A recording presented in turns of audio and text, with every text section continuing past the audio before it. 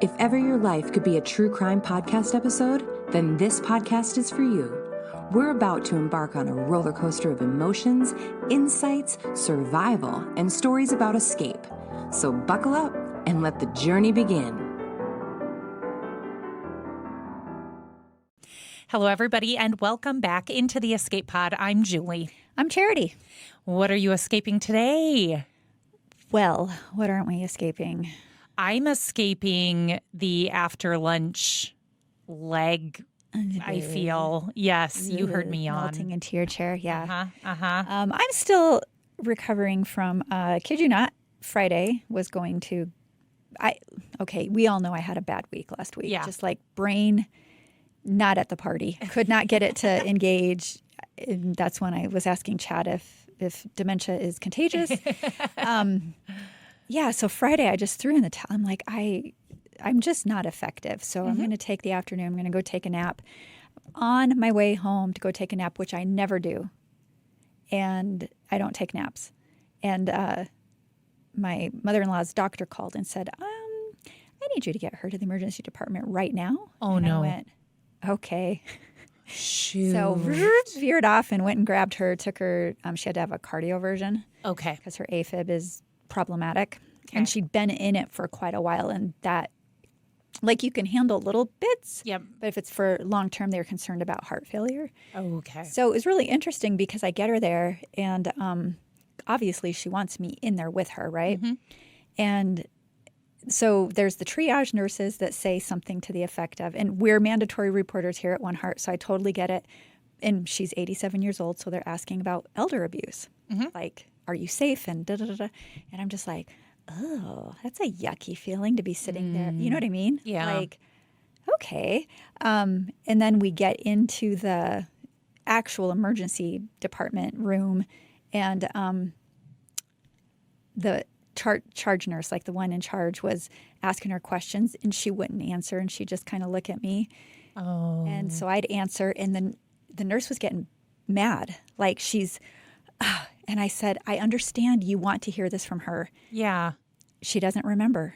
She doesn't remember these things you're asking her. Like, Okay. pick up on my cues. I'm trying not to say, she has dementia. Right in Please. front of her. Yeah. Right. And finally, she kind of put two and two together.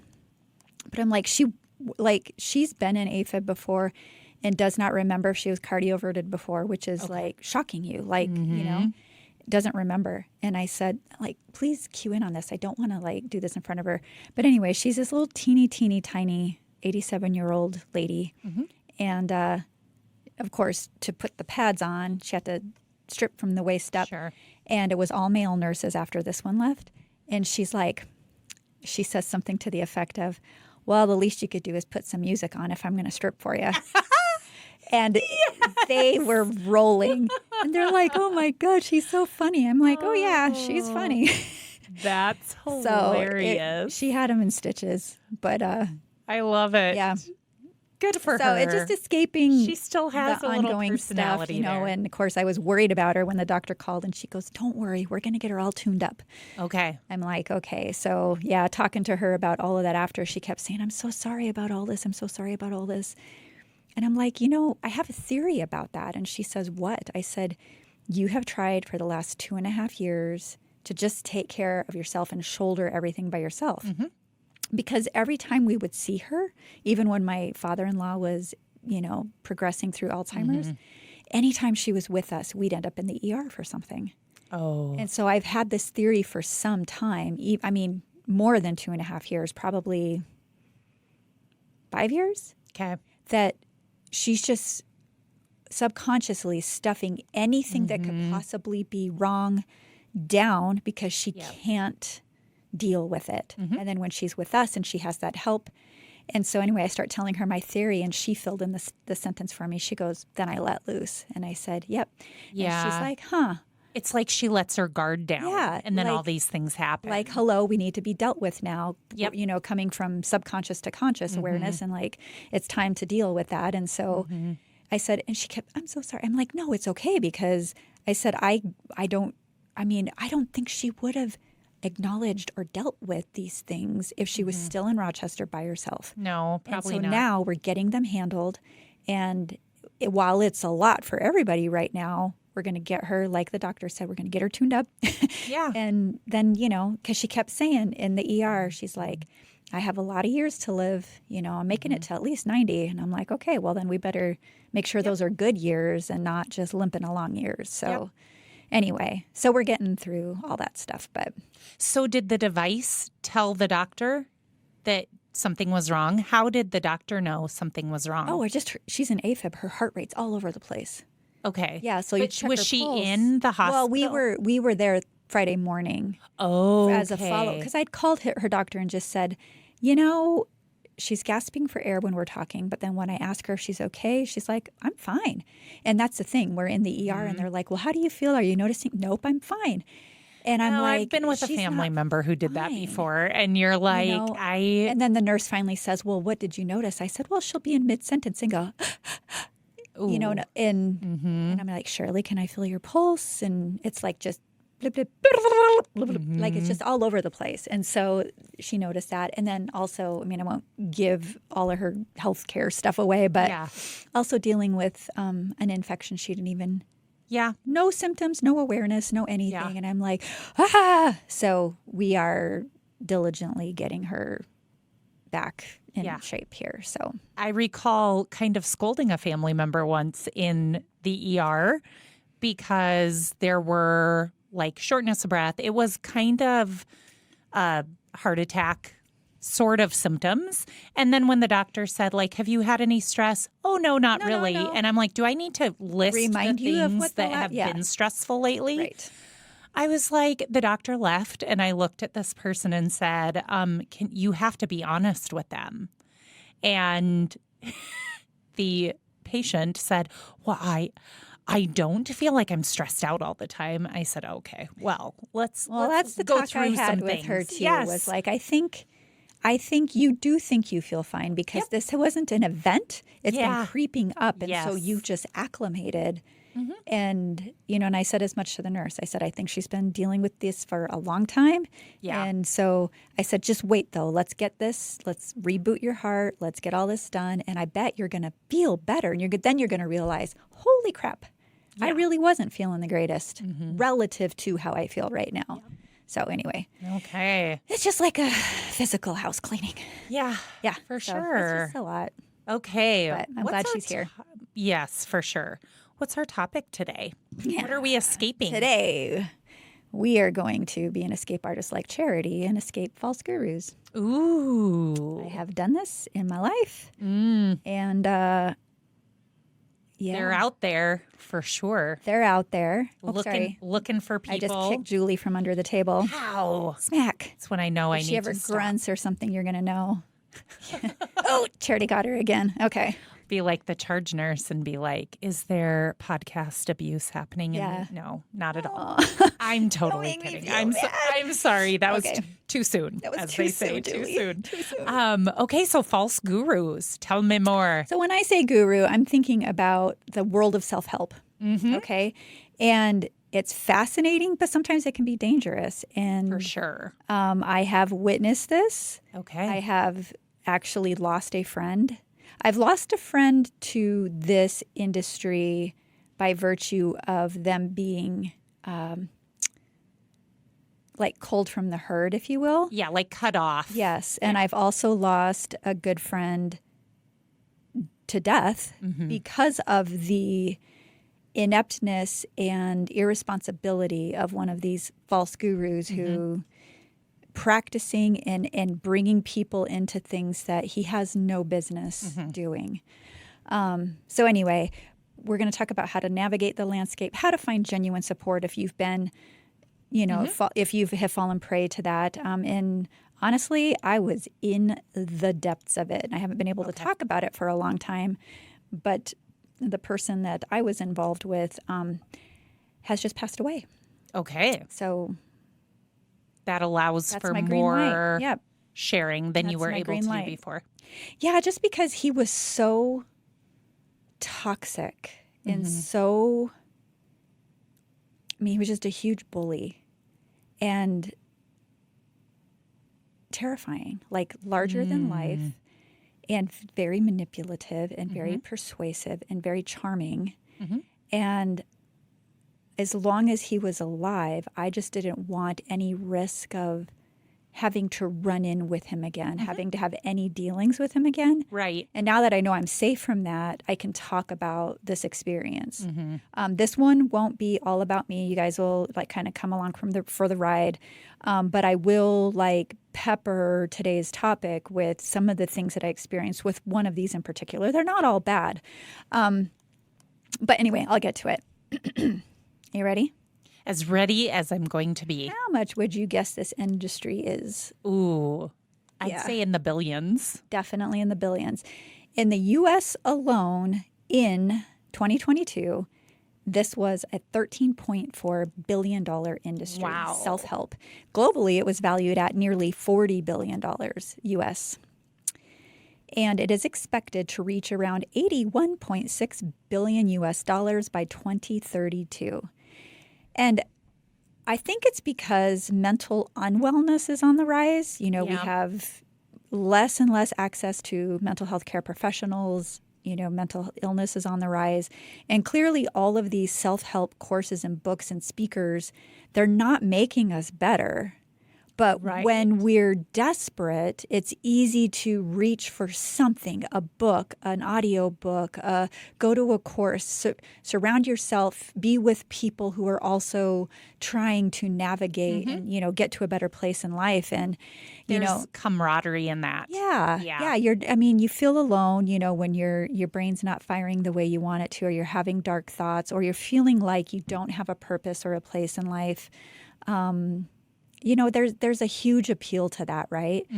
But a lot of these people will actually put themselves off as like, you know how we talk about One Heart, like our guests, I always teach them that you are not inherently flawed. It is the way your brain is operating. We just need to get you functioning from a different part of the brain, and then you can move forward. And we see it happen all the time. I think it's very similar in this where, except the opposite, where you have these self-help gurus that are telling you if you do X, Y, Z, that usually involves paying them a hell of a lot of money, then you're going to be attractive and successful and, you know, all the stuff, right? And it's like, all you're doing is allowing them to buy the trophy wives and cars and helicopters and all this stuff, right? Like, yeah. So there's really no shortage. I mean, books, seminars, online courses, coaching sessions, all that stuff. There's no shortage of resources promising to change your life, right? And at its core, like that self-help movement, it aims to empower, on its surface anyway, individuals to take control of their personal development. Maybe it's improving their mental health. Maybe it's achieving a goal. I will tell you, you know, I am a certified coach. I've let it lapse many years ago. But at one point, I mean, I did have clientele all over the country and the world. And the number one goal people had was professional, like to move forward professionally. But then when we really dug into what was missing in their life, it was something spiritual. You know what I mean? So they thought they were coming for one thing, and it ended up being a totally different thing. And I'm not telling them what their path is going to look like. It's just helping them become more aware of themselves. And it's like, oh, and it surprises them. But it's really interesting. I bet you 85% of my clients fit that model, which was pretty interesting.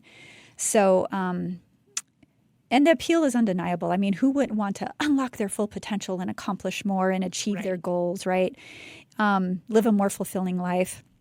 And I read somewhere, it's probably linked in the show notes that we'll post for this episode, that, ready for this, because this was new to me, people who grew up in dysfunctional homes are more prone to falling prey to these false gurus. Guilty. Yep. I can. All right. Yeah, that doesn't surprise me. Yeah. So are you a consumer, Julie, of any self-help books or anything like that? I don't want to say never, but I can't think, not really. No. I mean, I guess mine would be more faith-based books that I've read that would, but again, I guess it's self-help because it is meant to make you a study and person. Think Yeah. But as far as some of what you're talking about, no, I don't think so. Well, I wanted to look up some of the most popular ones. Power of Now by Eckhart Tolle. I've read that one and listened to the audiobooks. Atomic Habits might be the only one on this list I have not read, but it is sitting in my house because my husband's read it. Think and Grow Rich by Napoleon Hill, fantastic book. You Are a Badass by Jen Sincero. Okay. Subtle Art of Not Giving a Fuck. I have read that one. Great title, doesn't live up to the hype, in my opinion. Daring Greatly by Brene Brown. Okay. A lot of people like her. Not my cup of tea personally. The Secret by Rhonda Byrne. Have you heard of that one? There was I've heard of it. Hype. Yeah. Okay, that stupid freaking book is what launched the guy we're going to talk about most of today from being a very lower level type of this guru and having a pretty good following, but launching him into, instead of like, you know, $3 million to like over $10 million a year, like pretty much overnight. It was that book. Somehow, when she was putting that together, this guy got on her radar, and then he got on Oprah, and it was just all lights out. And then it was after all the stuff that he ended up like literally killing multiple people. So anyway. On that note. So like none of this stuff is bad, right? I mean, it's good. It resonates with people. Insights, motivation, practical advice to support personal growth and development. And I mean, it's good stuff. But if I had to pick a favorite, it's not on this list. It's actually called The Daily Stoic by Ryan Holiday.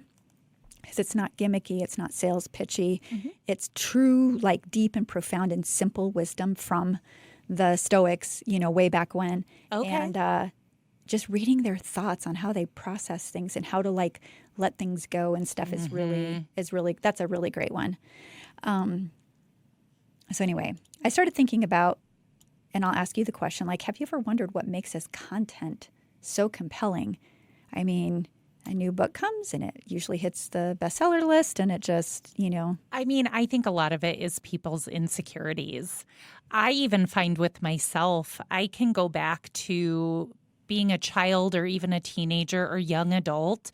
I feel like I was much more bolder and braver than I am now. As though there's more to lose in life now really than there was then.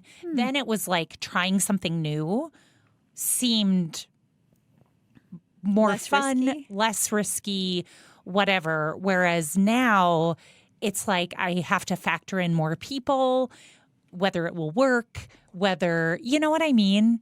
That's something that I noticed. So I think a lot of it, I feel like adults, we just hold on to our insecurities a lot.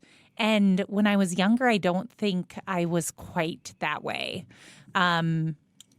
Not that I didn't have any insecurities, but just that I was willing to take some risks that I don't know that now at 40-something years old I'm willing to take.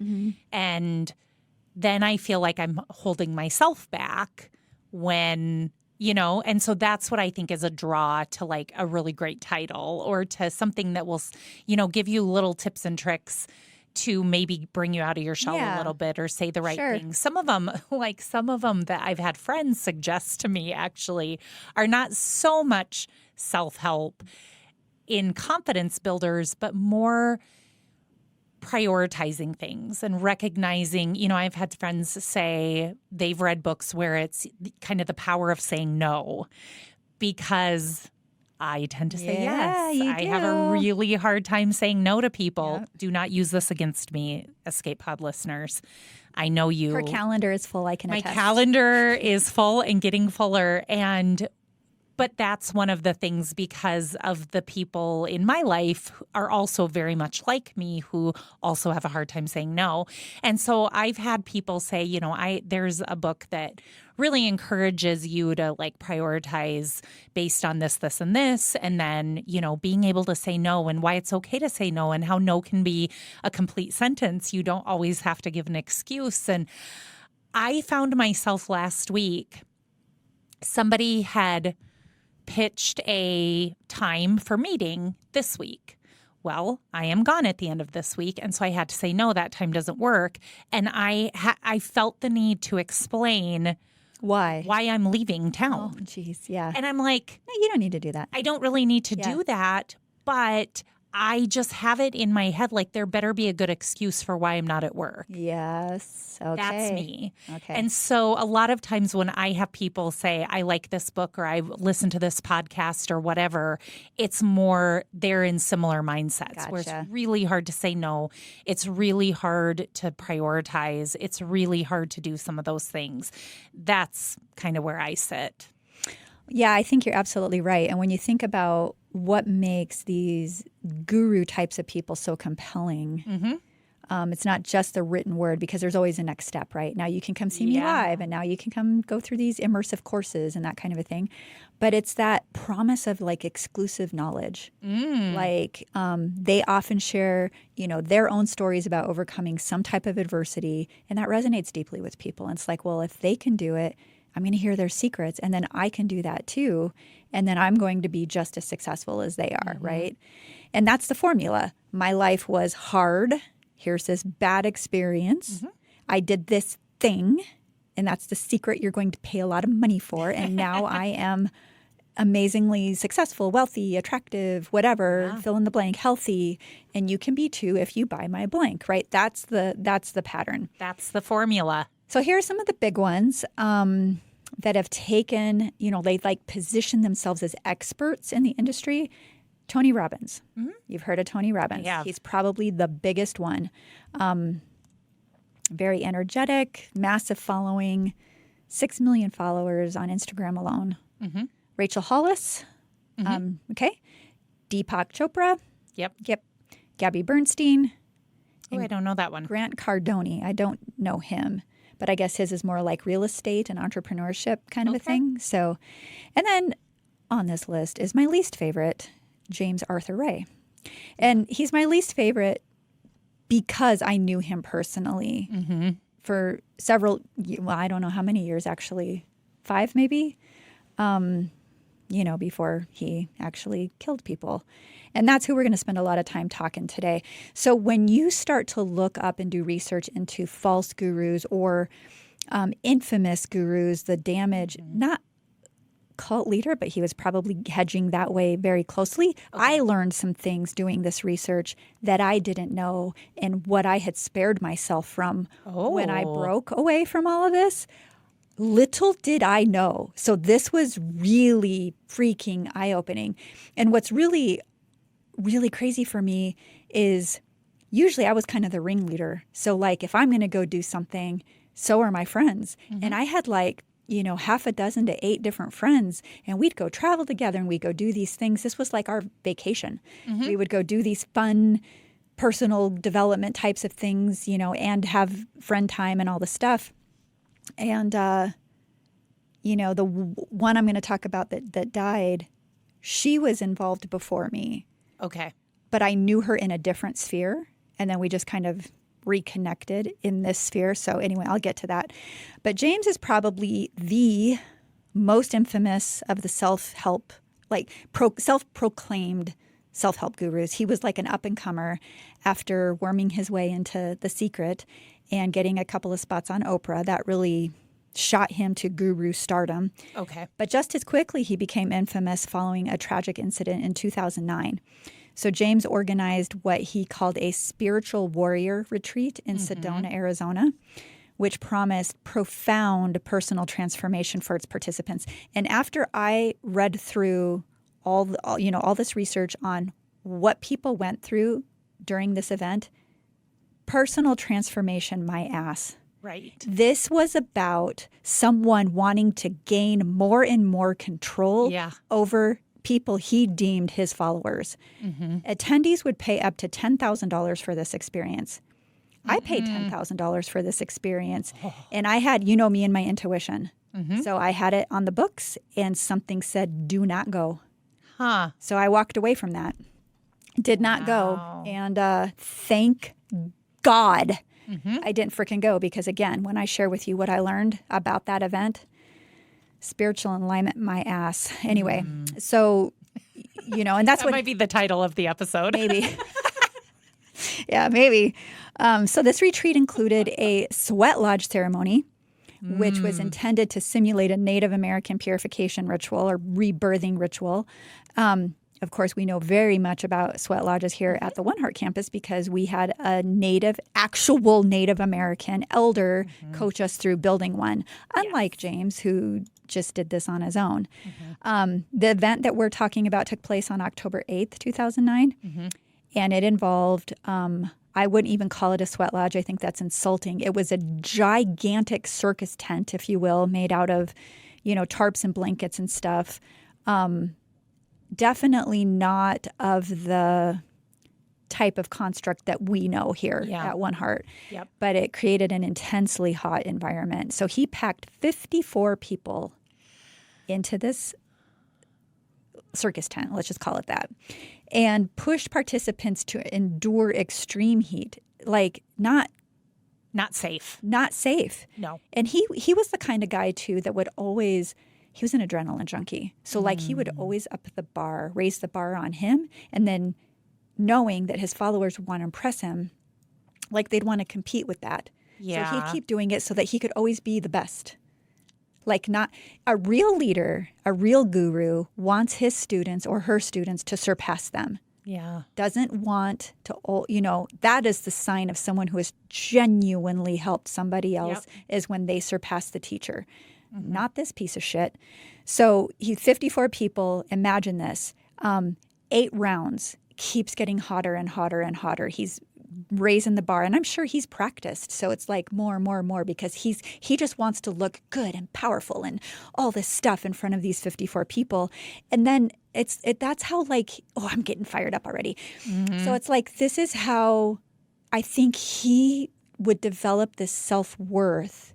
But it wasn't by, how we'll talk about how people cannot possibly build themselves up by tearing someone else down. It's kind of like that. I am going to feel greater and more powerful and more amazing if you can't get even close to the level I'm at. Okay. Not keeping in mind and not giving a crap about the safety of these people. Of 54 people. I'll give you just one tangent here before we delve back into the story.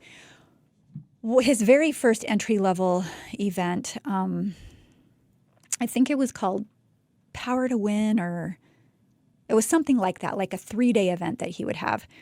And one of the very first ice-breaking activities, you're at a table of people you've never met before, most likely, a couple hundred people or whatever, 150 people, and is to 2-on-1, if you can imagine this, give 2 people are giving the other one a massage. They're standing up, and then he's even talking about grabbing their butts and getting into it and all this stuff. Basically, people you don't know, yes, touching you like that. Also to get over yourself and get out of your comfort zone. He was really big on pushing you out of your comfort zone. And I'm thinking you motherfucker, there are women, I'm sure, and people in this room that have been sexually abused, sexually assaulted. Yes. Who do you think you are? And then if you stepped out of the norm and you fought it, then you probably weren't welcome. Wait till I get into some of this stuff on how he would ridicule people. Yeah. If they were triggered. Oh, my God. Oh, yeah. I think to myself how much some people hate an icebreaker. Please do not make me speak in front of other people or share. Do you really? I kind of it depends what it is. Hate them. It depends what it is. But generally, I'm do them and they're always fine. Right. But the bane of my existence. But especially virtually when we have to, through COVID, and do them. Yeah. But imagine if you hate even speaking up about yourself. And you're letting people touch you in all sorts of different places. Yeah. No, thank you. Yeah. Hard no. Yeah. Ugh. Anyway, that just shows you some about how he would do things. Okay. All right. So back to the sweat lodge. I need to escape that mental image. I know. Well, just wait. I've got several for you today. People are very visibly distressed, according to survivors of this incident. Sure. Attendees were suffering from severe symptoms like they were vomiting. Some were collapsing. They're experiencing hallucinations, which when you're being cooked in a, circus tent, doubling as an oven, probably not a good thing. Correct. One man was crying out that he was having a heart attack. Ooh. Another woman said she could feel the superheated steam actually scalding her throat and lungs. Ooh. They were struggling to breathe. This is not okay. But James, being the adrenaline junkie he was, just simply said, "Today is a good day to die." Yep. As he called for more hot rocks to raise the temperature even more within the lodge. And I can just hear him. You have to push yourself. You have to conquer the physical plane in order to have mastery over it. Mind over matter. Accomplish your goals. Blah, blah, blah, blah, blah, blah, blah. You know, all that stuff that now just makes me want to vomit. And keep in mind, people had already been put through hell before they got to this event, this part of the event. So this was the rebirthing portion coming at the end of this week-long thing. But prior to this, they'd had their heads shaved. Ew. They were ridiculed if they elected not to shave their heads. Well, I would have been like, mock me all "See you'd this like." finger? Yep. Fuck you. And he would say shit like, you have to play full on. That was another, because he's just, you have to play full on. Or you're too hung up on your appearance. Okay, mister, I'm pumping myself full of HGH and all these different things and, you know, bodybuilding and all that. Who's hung up on their appearance here? Right. Like, Do as I say, not as I do. Anyway, mind you, this guy, like I said, he worked out all the time. He had a whole litany of like supplements and different things that he did to stave off aging. So anyway, it was all bullshit. His appearance and attractiveness is actually much of what got him noticed in this arena. He was a very good-looking man, very charismatic, and he used that sex appeal to prey upon vulnerable people, especially women. I would say the majority of the people that I crossed paths with were women. Okay. They'd been, you know, starved for 36 hours on a vision quest. Ooh. Get this. He sent them into the Arizona wilderness, according to sources. I didn't experience this. Okay. No medications. Okay. Some people have to have medications. Some do, yes. No water, no food, nothing but a sleeping bag. So they were starving, they were dehydrated, they were exposed to extreme cold and extreme heat, and told they didn't need their medications because it's just mind over matter. Oh. Okay, that's dangerous. Also before the sweat lodge, circus tent doubling as an oven, if the source material is accurate, this would have been the second day of the event. He came into the event center wearing a long white robe and declaring himself God. No. I about fell over when I read this. I'm like, you know, I used to say he had kind of a Jesus complex. But I'd never heard him say those words. Right. But I did witness on several occasions where people would be so caught up in like some epiphany or something that they were experiencing. Like sometimes that it could be really a profound experience. And they would like want to share and speak out to him and thank him and kind of insinuate that he was Christ reincarnated. And he certainly wouldn't correct him. He'd just sit there with this perfect fucking smile. That is so weird. And let them think what they're going to think because cha-ching. Right. Right? And then, okay, so they've had their heads shaved, the vision quest, blah, blah, blah. Now they're playing a samurai game because he's not only a Native American expert, he's also a Japanese expert, I'm guessing, and all the stuff. Well, he's God, so I guess that makes sense. I guess. Okay. So he led them to play a samurai game, broke them up into two teams, and they'd have to perform certain tasks in total silence. And if anyone spoke, they were considered dead, and they'd have to lie motionless on the ground for the duration of the game. This goes on for hours. I talk a lot. I would have been the first. You would have been screwed. Yeah. So one lady who was the first to die was left on the floor for over 5 hours, deprived of food, toilet, water, etc. Oh my. And after this game is when they were led into the desert, you know, superheated during the day, froze at night. People puked from heat stroke. Sure. I've had heat stroke. It's awful. And if that weren't enough, the main event was the sweat lodge where James would tell people, you will feel as if you're going to die, according to survivors. He meant this symbolically.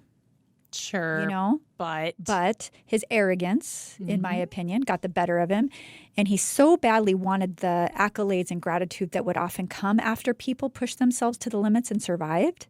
Because then they're like, you pushed me and I made it and you're amazing, right? And he loved that he ignored all the very evident warning signs that he was placing people in very real danger.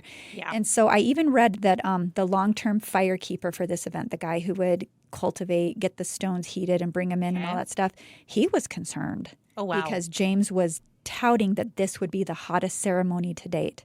So it's just that adrenaline. I got to raise the bar. I got to push, push. People were passing out. They were screaming, crying. Reports that I read claimed the lodge was 90 degrees Celsius. Do you know what that is Fahrenheit? A lot. Almost 200 degrees. And when people would attempt to leave, James allegedly would tell them, you're stronger than that. And you have to surrender to death. All that guru bullshit that they think makes them sound enlightened. Yeah. And my friend Liz Newman, you know that medicine wheel I have in my office on the wall? She gave me that. She passed out when another participant expressed concerns about Liz. James told her not to worry because Liz had been through this before. And when the flap opened to bring in more rocks, another lady made a run for it. Okay. She's trying to escape. Yes. And James told her she couldn't leave, according to her. Her throat was burning, she was suffocating, and she was not allowed to leave. Event staff were hosing people down, and steam was literally rising off their bodies due to the temperature differential. Oh, my gosh. They were literally cooking to death. Yes. And after it was finally over, people crawled out of the tent. Some were unconscious. When others would try to tend to them, event staff would basically tell them not to interfere with the other person. That's their experience. You don't want to get in the way of that. Some were foaming at the frickin' mouth. Whoa. One of the participants finally just bolted, made a run for it, and called 911. Okay. So this was such a horrific scene that first responders thought they had stumbled upon a mass suicide. Okay. Yeah, yep. You would think that. Yeah. And tragically, 3 individuals, James Shore, Kirby Brown, and Liz Newman. Yeah. This was beyond heat stroke. They were literally cooked to death. James Shore, not James piece of shit, but James Shore was found holding the hand of another participant, trying to offer comfort in their final moments. Kirby Brown was discovered unconscious, and despite the efforts to revive her, she was later pronounced dead, and Liz fell into a coma and succumbed to her injuries after spending 9 days in the hospital. In total, over 20 other participants required hospitalizations for burns, dehydration, respiratory arrest, and kidney failure.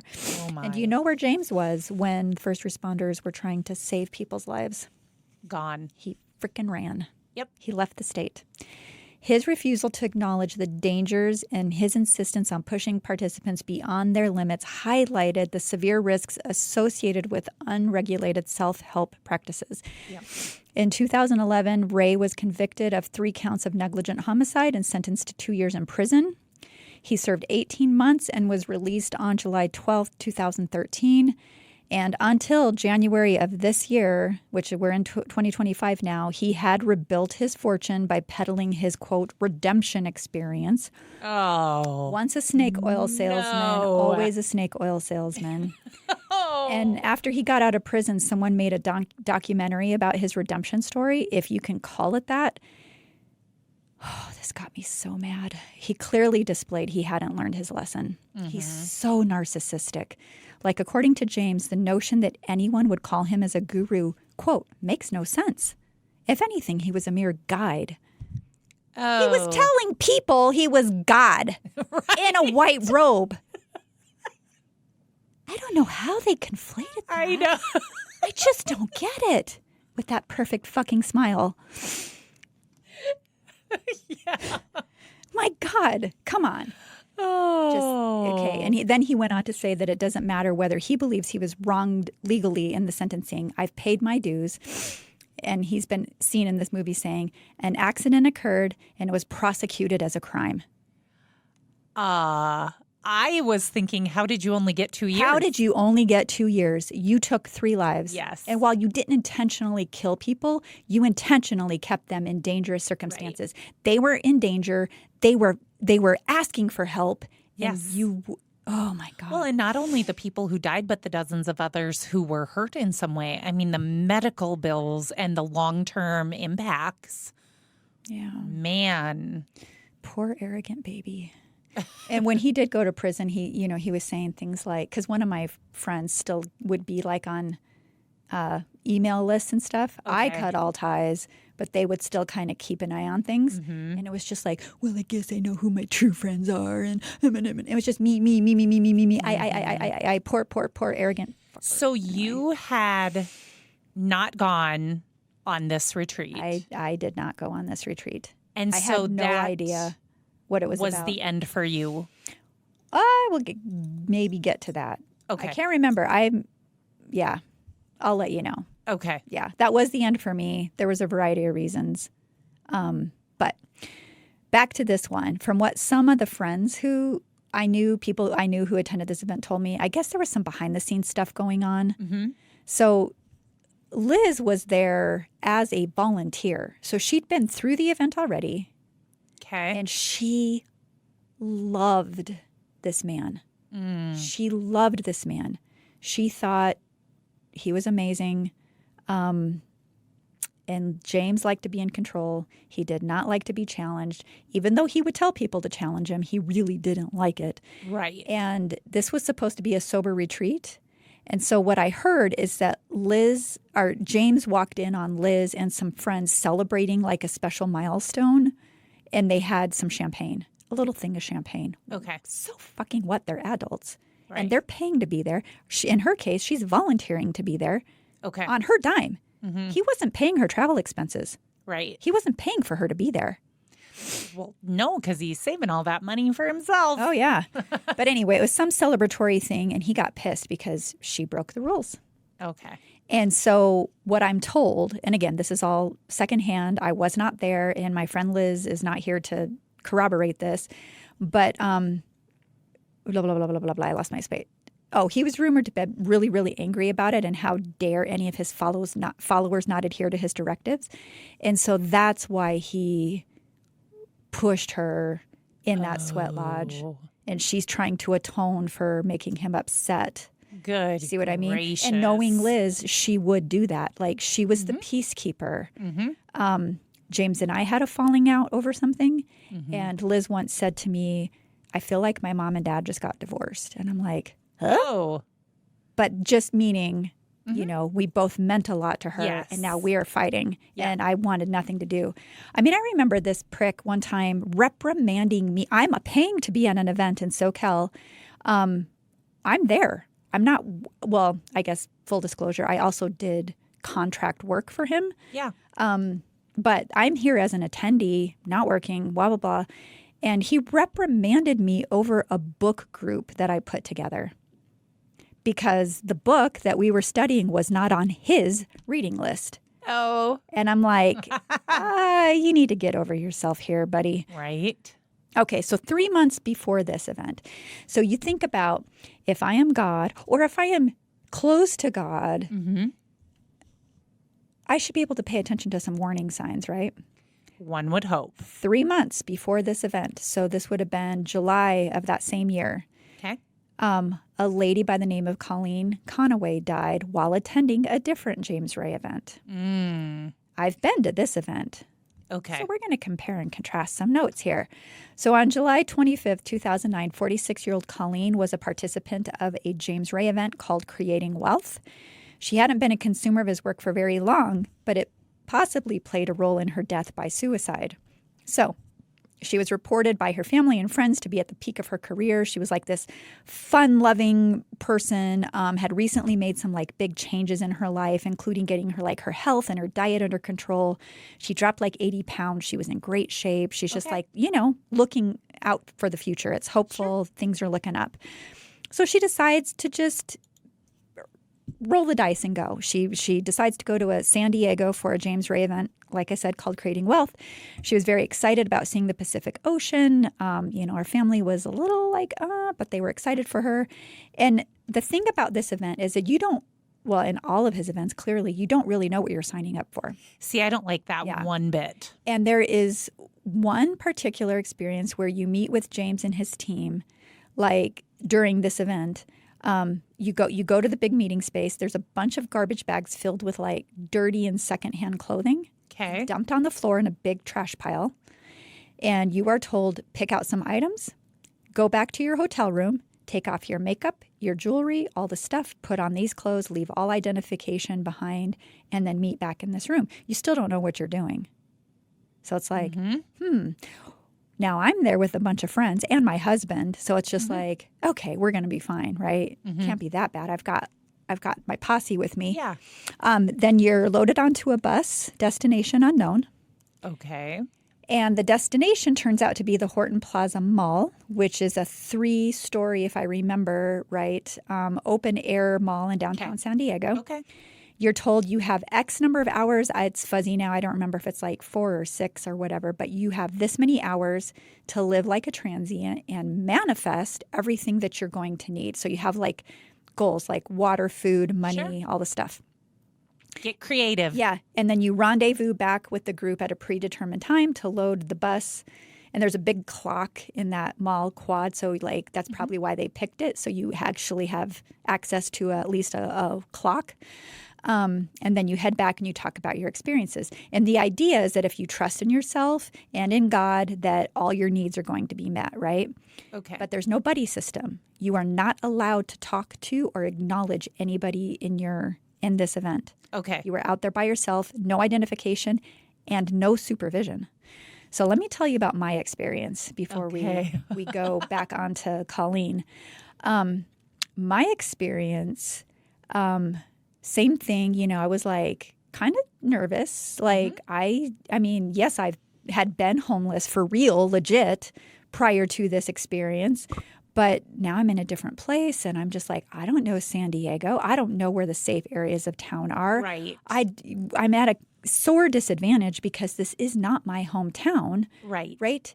And I can't draw on the people that I do know, and I don't know anybody in San Diego.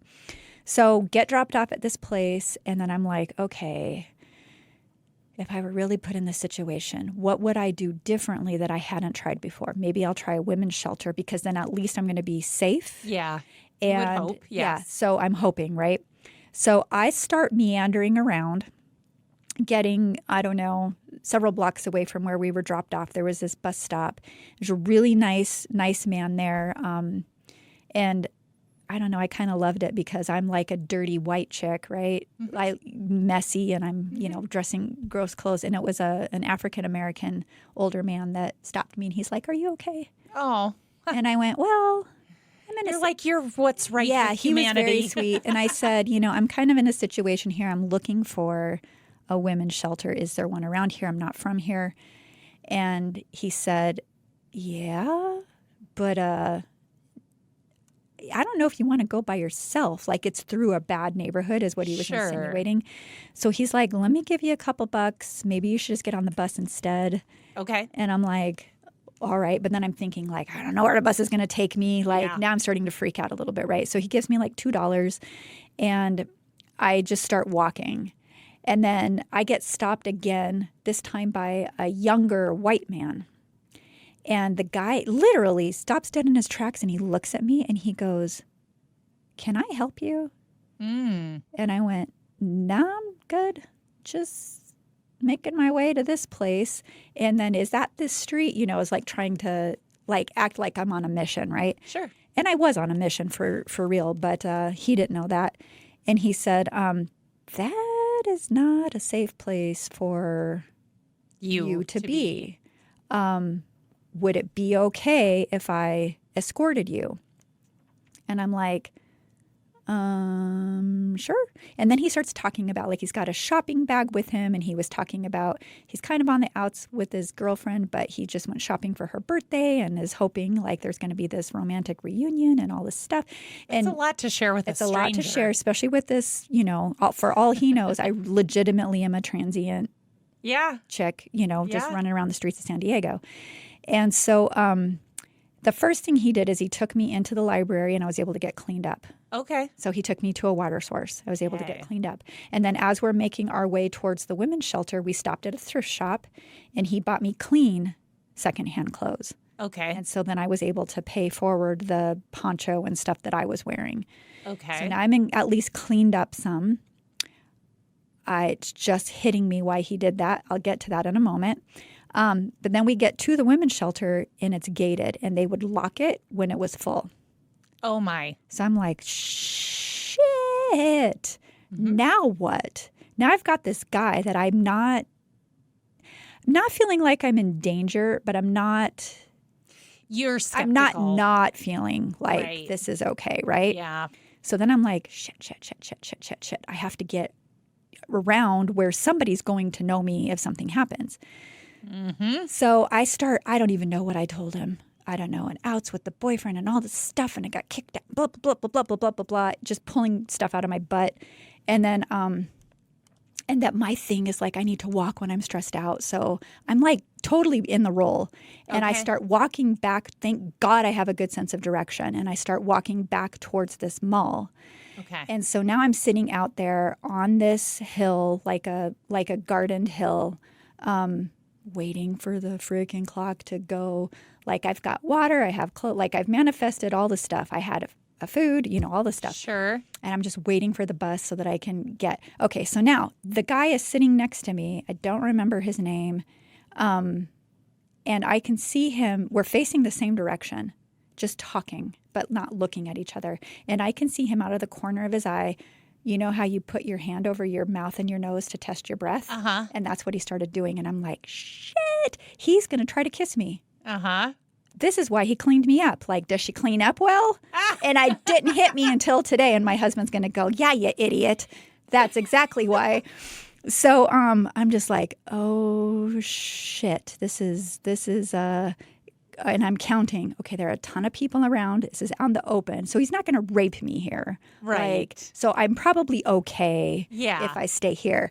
And then within just a few minutes of this, I can see my husband across and my friend Jason. They were both across this mall, and Tim's radar was going off, and he's just he's keeping his distance. He's following the rules of the game, but he's watching. Sure.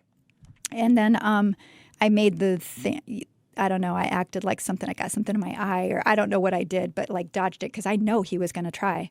This pervert. And so started walking again about the time that everyone was gathering for the bus, and they see me coming and they start cheering.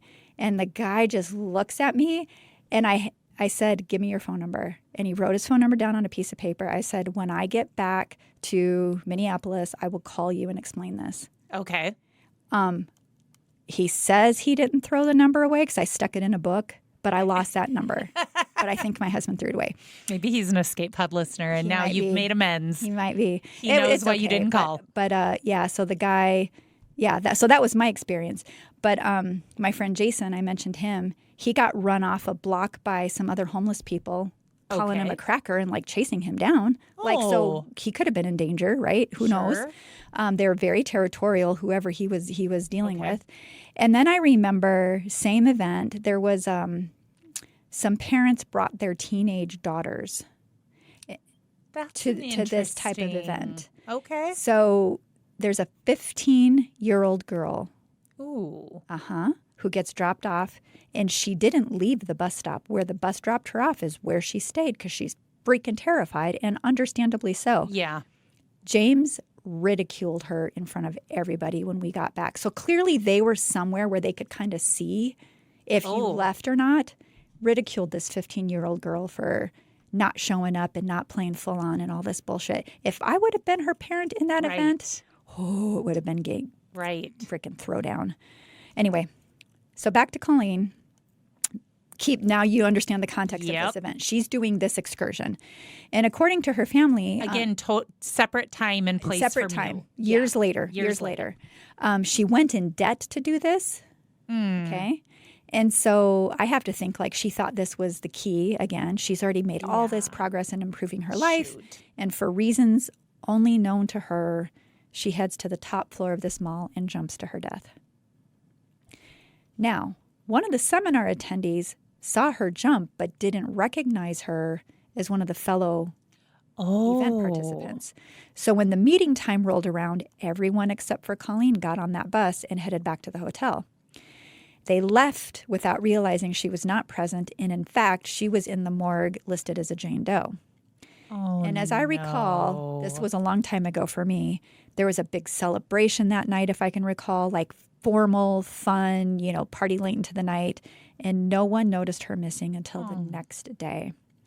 And after it was discovered that the Jane Doe was Colleen, investigators talked to her family and an ex-boyfriend who said that she'd recently gotten involved with James Arthur Ray, who definitely had a way with the women. And she was reading everything by him. he suggested that James may have been the reason he and Colleen had broken up. Oh. Because James teaches you to cut out anything that is unhealthy for you, as defined by him, of course. Right. I had another friend. How convenient. Yeah. I had another friend, in fact, who lost her marriage and her adult children over James because James, although not in a romantic capacity, became the man and Lord in her life. Like, it was really hard to watch. Yeah. I lost a friend to him. He knew we were really close and he wanted to just kind of one-up me. Okay. Because there was a big pissing match between the two of us over various things. Yeah. And so she had lost a loved one, a grandparent, and he found out and called her personally because he knew she was my best friend. Oh. And then after that, she was done with me. I don't know. But just wait, I'll get to more of this. So anyway, I had my own near miss with him when, as I was doing this other work for him, I would travel a lot to big events. I'd sign up clients, at the events, and he offered me a permanent position in La Jolla. But here were his stipulations. So I have to move to San Diego. I have to close my own practice. And it didn't sit well with me. I'm like, no. Yeah. No. And so obviously I didn't accept the offer. And that was kind of like. Not okay with him. No, it wasn't okay. So when Colleen passed, James, other than sending a sympathy card to the family, made no attempt to refund the thousands of dollars for the event and the other events that she had pre-purchased, totally maxing out her credit cards. And like I said, I've walked away. Thank God I walked away. Yeah, I mean, he was often pissed off at me. I think about what happened with Liz. If that is true, yep, I probably would have been in his crosshairs too. Yeah. Another thing he liked to do that he stole, by the way, from Tony, what's his name? Tony Robbins? Yeah, was firewalking. Okay, so that was a big thing Tony did. In fact, in 2016, more than 30 people at a Tony Robbins event were treated for burns on their feet after a firewalk. At least 5 were hospitalized. And basically, reps from Tony Robbins' company said this was expected, claiming that it's like fewer than 1%. It's okay. If it's less than 1%, we're right within our limits, right? Medical staff were present to treat participants, though, so that's good. We have that going for us. And why do people do this kind of a thing? Like overcoming your fears, I guess, catapults you into conquering other things in your life? Yes. I don't know. I mean, if you can walk through fire and survive, I guess you're kind of like unstoppable, right? I suppose. I think of people who say, like, well, I've always wanted to do a marathon, or say that I've done a marathon. And I think literally marathon has never been on my bucket list. There are a lot of things I would like to challenge myself to do, but like that's not one of them. That seems, and some of the things where it's like just truly hurting yourself to say you did it. I know they think they're not going to, but it seems so far out there for me. I will tell you, I've done it twice. The firewalking? The first time is quite exhilarating because it is literally like mind over matter. My feet are not burned. This is amazing. And it's like, it is a rush. So if you're an adrenaline junkie, which I'm not. I was going to say, but the adrenaline is part of what helps you do it. Absolutely. And you're sweating, which helps to calm the nerves in a weird way. But the way we did it now, knowing and looking back. In fact, I did have lots of questions because we're in SoCal. It's warm. We're on asphalt. I'm a civil engineer. One thing I know about asphalt is it retains heat and it amplifies heat. Yeah. So this fire for the firewalk, the coals and all the stuff were on asphalt, which is going to increase the temperature of the thing, right? And so this is at night. You have to picture this. Now that I know he's like wearing God ropes, I'm surprised he didn't do it this night. But he didn't. He was wearing normal clothes. But he's like calling on the archangels. He's being super theatrical. I mean, this guy was all about the theatrics. His arms are going all over. He's holding a freaking open can of kerosene. And it's sloshing out everywhere as he's blah, blah, blah, blah, blah, blah, blah, blah. And the shit's going everywhere. And so we're like all in a circle. And you have to enter on the north, like a medicine wheel thing. You have to enter, again, thinking he's Native American, which he is unequivocally not. And you go in on this side and blah, blah, blah, blah, blah. You cross the thing and then blah. So I get through once, and then I'm like, my husband and I are like, that was kind of cool. Let's go do this together. And so now hindsight, I know we walked through the kerosene. So now we have fucking kerosene on our feet before we walked through the second time. Ouch. And here's the other thing. Like, I'm just going to say it. We were holding hands, and all of a sudden, and James is at the end of the thing looking at me, and he was mad at me. He was already mad at me for something else. And it was just this whole notion of like, I mean, I had a very successful practice, book clubs, whatever. I mean, I'm control. not. Yeah. He wanted control. He said to me a couple days before this, well, I heard about your book club. I said, yeah. And he said, my advice, you want to start Charity Doyle International. Or no, you want to start, what did he say to me? Oh, you want to have like the Charity Doyle Hour? Go start Charity Doyle International. Oh. And I said, well, I will just draw your attention to the fact my company name doesn't have my personal name in it like yours does. Right. So who's the narcissist here? Yeah. You know, Anyway, so we just sparred for like an hour over lunch one day during this event. So anyway, he's standing at the end of the thing looking at me, and I'm holding my husband's hand, my left hand, and he, all of a sudden, I feel like something's stopping me, and I can see my husband keep going, and our arms are outstretched, and he lets me go because it's fucking hot. Yeah. And he gets to the end of the circle, and then James just kind of grins at me, and then I make it through, and then I get done, and he whispers in my ear, are your feet hot? I'm like, what did you do to me? Now, keep in mind, this is bananas. The stuff I would see when I was behind the scenes, like him preparing a space before event participants would get there. I mean, I've already said he's calling on archangels and doing all this stuff. Yeah. So there's some kind of like supernatural something going on, right? And then I remember a client saying to me, and this guy was like a guy who, very matter of fact, very grounded, very left-brained, logical, rational, had his own company, accounting, like brilliant. Okay. Not going to be prone to, well, I'm just going to go do this, or spontaneity or whatever, right? Very, very matter of fact and down to earth. And he said, Charity, I cannot, this is not me. He said, all of a sudden, I feel like I'm going to the back of the room. And I picture this like with my arms outstretched being on the fire. My feet are burning to death. And yeah, they had to wheel me through the airport. It was bad. Oh, no. But this man said, I'm walking to the back of the room at this event and my credit card is held out. And he bought tens of thousands of dollars worth of future events. He said, that's not me.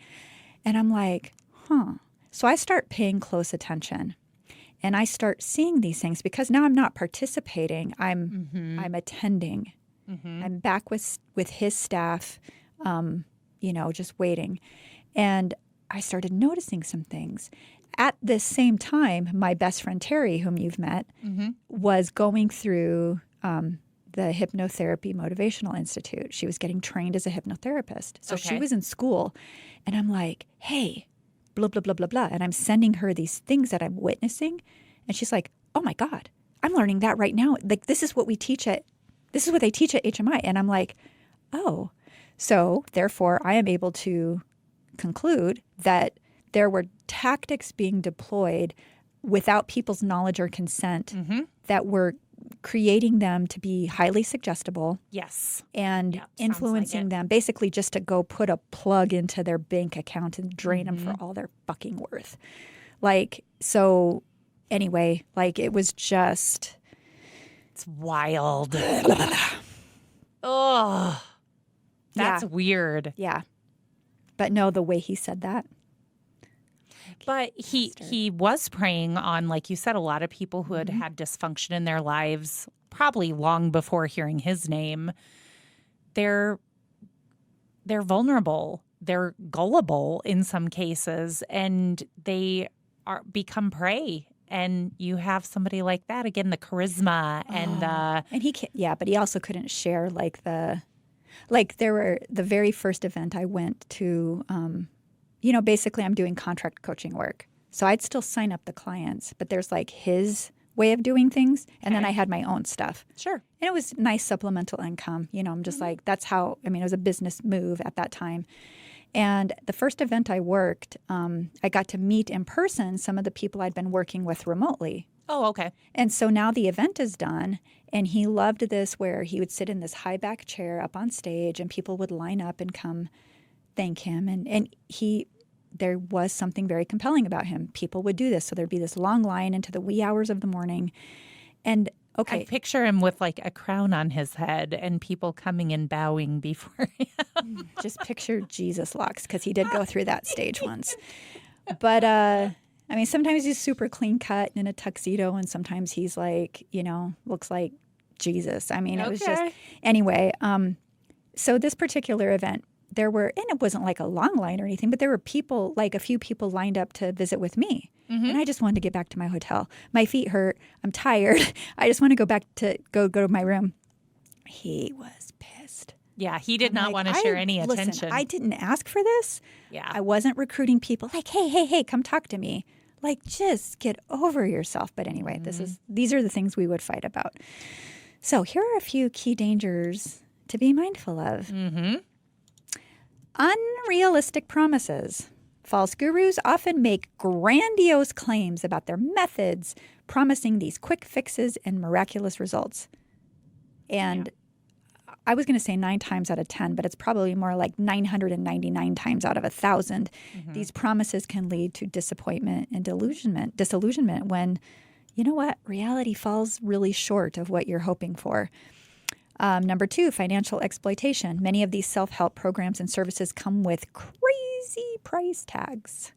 So these false gurus may pressure their followers into spending exorbitant amounts of money on courses and seminars and one-on-one coaching. Hello. Mm-hmm. Often without delivering tangible benefits. Emotional manipulation. We've established this, right? False gurus can exploit vulnerable individuals by playing on their fears and their insecurities, and that may create a dependency, making followers believe that they cannot succeed without their guidance. This was one of our sticking points because in my coaching practice, I had a rule. You don't get to work with me for longer than 90 days. Mm.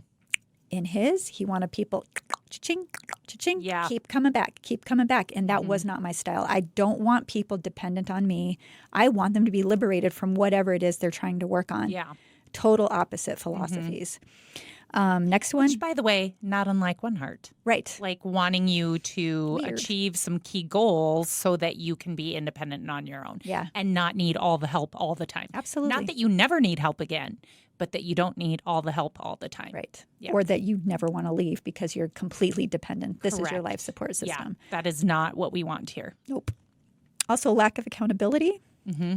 Unlike licensed therapists or professionals bound by actual ethical standards, false gurus operate in a largely unregulated space, and that lack of accountability can result in harmful advice and practices going unchecked. Mental manipulation, we've already talked about that. Clearly present in these cases. Yep. Questionable credentials. So make sure if you are you've read something, you're feeling moved, you want to take those next steps, at least please, for the love of God, investigate their backgrounds and their qualifications. Mm-hmm. Genuine experts will have verifiable credentials and a track record of success in their fields and also of not harming people. Right. If they have an overemphasis on sales, be wary. Mm-hmm. Because if they're prioritizing selling their products over providing valuable content, obviously it's money making, right? Right. Yeah. Over helping people. He even once, like his first thing that he sold, he ended up being proud of it and working this into his shtick. But when he was first like leaving corporate America, AT&T is where he worked. He was like a, sales or whatever in AT&T, and he was branching out into this self-help arena. He was selling a product he hadn't even made yet. He was schmoozing people to lay down, like companies to lay down all of this for their sales teams and da-da-da-da-da. And then he collected all the money and then he quick went and had it made. Ooh. So could have worked out differently. Another thing to really watch out for is those one-size-fits-all solutions. Personal development is personal. is a highly individualized journey, right? So Yeah. beware of anyone who offers a universal solution or secret that supposedly works for everyone. Pressure tactics, if you ever feel pressured or rushed into making a decision, particularly a financial one, that's a sign of manipulation. Listen to your gut. Genuine mentors will respect your autonomy and allow you to make informed choices. And unverifiable claims. Look for evidence supporting their success stories and methodologies, because if their claim seems too good to be true, they probably are. Okay. So, yeah, there'll be some stuff in the show notes to help you kind of Navigate your way through yeah. these. Yeah. Yeah. But my Lord, and I'm going to tell you, researching this one really dredged it up for me. I had several nights of dreaming about this guy again and having him back in my life. And even in one of the dreams, I'm like, no, but he's dead. He's not. No, this isn't real. Like, no, it's okay. He's not really here. He's not really here. But yeah, it stinks when you have to keep creepy, telling yourself that, though, to Yeah. put it back in your head. The the logic. He was a lot. Ooh. He was a lot. I remember one time, I think we were in Chicago, and I was there by myself. And this is when he offered me the position. And my husband was tied up in knots the whole time I was gone. And so when he met me at the airport, he was just like, what happened? Oh. And I'm like, He sensed something. yep. Like, well, James offered me a job. And he's just like, Well, thank I'm like, the not good gonna, Lord yeah, above we're good. you We're not going didn't to take it. get sucked in. No, because, I mean, Well, I Yeah. have to believe that when they opened the flap, the first one out of it would have been you. I think you're not that easily convinced to stay well, in that dangerous also, situations. I probably would have been the one rallying everybody like, hey, it's like 54 against 1. Are you kidding me? Right. I mean, we can take him. You hope so, but clearly their defenses were down, and he did that intentionally. Well, they're worn down, right? Yeah. The whole So- the whole event is to create, in my Yes. opinion, this is my opinion, it appears as if it is to create subservience. And, you know, you get through all that hell, and he got you through that hell that he created for you in the first place. Right. But you get through that hell, yeah, you know, oh my God, thank you, James, yeah. for showing me what I need. Blah, blah, blah, blah. Anyway, he was a lot. God, he was a lot. Well, maybe having talked about it for this last hour or so, Maybe it'll be cathartic. I'm a little fired that's up what I'm right hoping now, but for. yeah. That the dreams will stop and you can let your mind wander elsewhere. I did burn like all the pictures. I had a lot of pictures with him. I mean, it was Okay. years I was Yeah. with either as a participant or traveling with, you know, Sure. so I have a lot of memories and things like that. But at some point years ago, I mean, this has been what, 20 years now? I was like gonna it's say been a probably long like time. 20 years, Yeah, yeah. it's been a long time. But yeah, I burned all the pictures and Good. just like anything that has his energy. Like one time he gave me a gift and I shipped it off to Canada because I didn't want it. Yeah. It's like, I don't want any ties to this man. So yeah. Anyway, Okay, let's escape those bad memories. Where would you like to escape to? and I feel like I need to go guzzle some mouthwash, Well, maybe. scrub my brain with a. Do you have a good Scrub brush? place, mindset, someplace that would help? Let's see. Well, I am watching KNBN, as you know, did a really nice piece on Gravitate Yeah. Friday.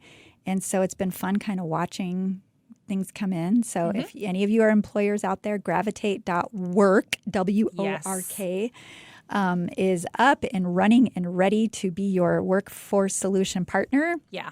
But it's really getting exciting. Even our staff was looking at some jobs that we have posted in Gravitate and watching these matches. It is the coolest thing. Okay. Whereas being an employer working with previous platforms, it is nothing but frustration. Like, are you kidding me? I'm paying this company to just jack me over, and then I'm watching ours like work, and it is so exhilarating. Yeah. So if you're an employer out there, please spread the word, gravitate.work.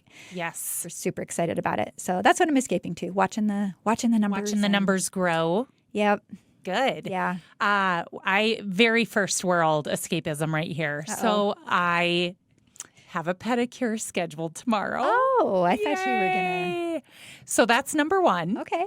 And number two is taking off to the West Coast, Yes. to the Pacific Northwest. I've never been to Washington State before. Oh. I'm going, guess what, for a swim meet. I know that's shocking to people who I would listen never, to this. if I, you would if have I never were guessed. a betting person, Right. man, I don't know. Not my children, though. My niece will be competing at NCAA championships, and I am accompanying my parents. So they're going to, yes, so it'll be great. But I discovered in booking my pedicure tomorrow, because I will probably be wearing sandals for the rest of the week, Oh, tomorrow sucks. that tomorrow sucks. So that's weather-wise, it sucks. But I think I have not had a pedicure in like an actual professional pedicure in 4 years. Because it said the last time I booked was like March of 21. Julie. Right?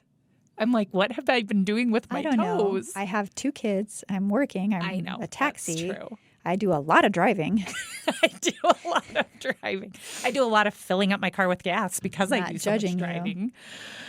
Any hoodle. So I'm very excited about this. Yeah. I was just like, Just don't. I won't name them. Probably it's the same one, but that last one I went to was still the worst, and I won't go back. So it's awful, awful, awful, awful, awful, awful. Well, awful. here's hoping. So I did these myself.